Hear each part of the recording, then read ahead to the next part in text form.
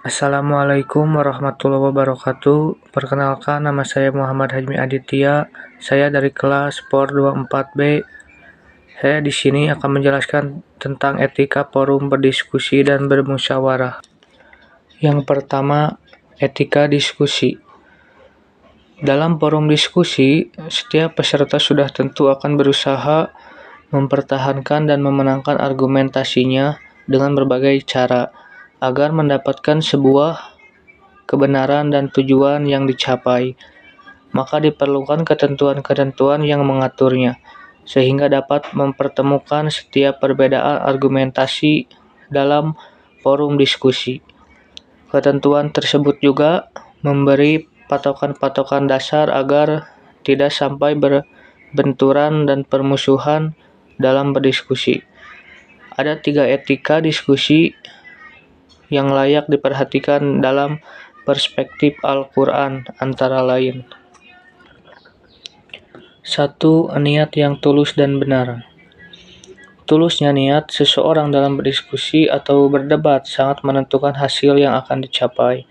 Dalam hal ini, seseorang harus menjauhi sifat pamer kemampuan, merasa keras kepala, membanggakan diri, serta mengejar pujian dan popularitas, sehingga menghalalkan segala cara. Niat yang tulus karena Allah pernah dicontohkan oleh Nabi Isa ketika ia berdiskusi dengan kaumnya seputar seruan untuk menyembah Allah dan agar mereka percaya dengan agama yang telah dibawanya. Ia menutup seruan Allah itu dengan menyatakan, "Qad ji'tukum bil hikmati walibyilakum ba'dal ladzi tattalifuna fihi fattaqullaha wati'un." Artinya, sungguh aku datang kepadamu dengan membawa hikmat dan untuk menjelaskan kepadamu sebagian dari apa yang kamu berselisih tentangnya, maka bertakwalah kepada Allah dan taatlah kepadaku. Yang kedua, memperhatikan dan mendengarkan lawan bicara dengan baik. Diskusi merupakan arena tukar pikiran, bukan sekadar mengirim pesan oleh satu pihak ke pihak yang lain. Oleh karena itu, masing-masing pihak harus memperhatikan dan mendengarkan argumentasi atau pandangan pihak lain. Yang ketiga, bersikap adil dan objektif. Setiap orang yang berdiskusi harus memahami tujuan daripada diskusi itu sendiri. Saling bertukar pikiran bukan membunuh karakter lawan bicara. Adanya perbedaan harus disikapi dengan sebatas pemikiran atau pandangan, tidak sampai pada kepribadian. Argumentasi yang baik dan benar harus diterima dan dipuji siapapun yang menyampaikannya.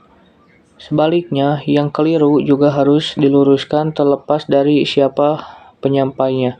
Dalam Al-Quran dijelaskan bahwa ahli kitab tidak semuanya ingkar dan memusuhi dakwah Rasulullah sebagaimana diungkapkan dalam surat Ali Imran ayat 113 sampai ayat 114.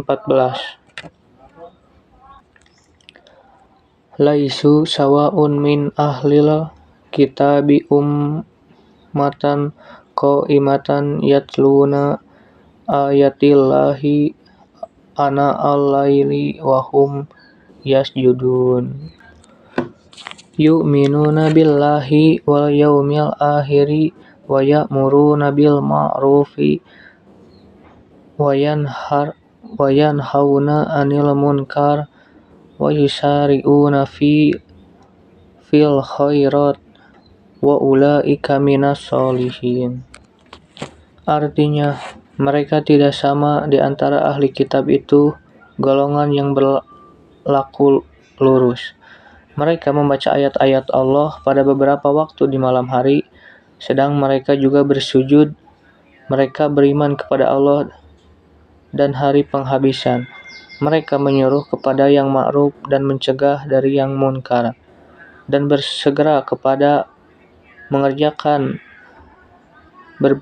berbagai kebajikan. Mereka itu termasuk orang-orang yang saleh. Yang kedua, etika musyawarah.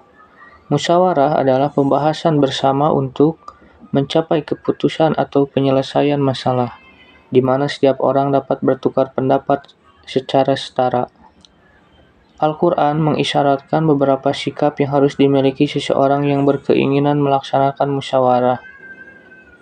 Isyarat-isyarat tersebut secara tersurat ditemukan dalam surat Ali Imran ayat 159. Fabima rahmatim minallahi lintalahum walau kunta fado golidol qalbi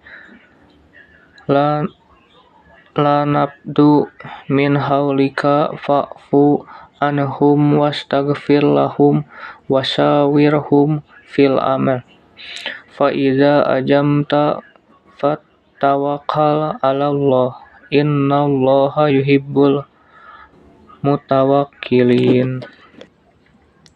Artinya, maka sebabkan rahmat dari Allah lah kamu berlaku lemah lembut terhadap mereka. Sekiranya kamu bersikap keras lagi berhati kasar, tentulah mereka menjauhkan diri dari sekelilingmu. Karena itu, maafkanlah mereka, mohonkanlah ampun bagi mereka, dan bermusyawarahlah dengan mereka dalam urusan itu. Kemudian apabila kamu telah membulatkan tekad, maka bertakwalah kepada Allah. Sesungguhnya Allah menyukai orang-orang yang bertawakal kepadanya. M. Quraisy Shihab menjelaskan bahwa ayat di atas menyebutkan 3 sikap yang secara berurutan diperintahkan kepada Nabi Muhammad SAW untuk beliau lakukan sebelum datangnya perintah bermusyawarah. Yang pertama, sikap lemah lembut. Seseorang yang melakukan musyawarah, apalagi sebagai pemimpin, harus menghindari tutur kata yang kasar serta sikap keras kepala, karena jika tidak, mitra musyawarahnya akan bertebaran pergi. Yang kedua, sikap pemaaf. Memaafkan adalah menghapus bekas luka di hati akibat perlakuan pihak lain yang dinilai tidak wajar. Ini perlu karena tiada musyawarah tanpa pihak lain, sedangkan kecerahan pikiran hanya hadir bersama dengan sirnanya kekeruhan hati. Di sini lain, orang yang bermusyawarah harus menyiapkan mental untuk selalu bersedia memberi maaf, karena mungkin saja ketika musyawarah terjadi perbedaan pendapat atau keluar kalimat-kalimat yang menyinggung pihak lain. Dan bila hal itu masuk ke dalam hati, akan mengeruhkan pikiran, bahkan boleh jadi akan mengubah musyawarah menjadi pertengkaran. Yang ketiga, permohonan maghfirah ilahi.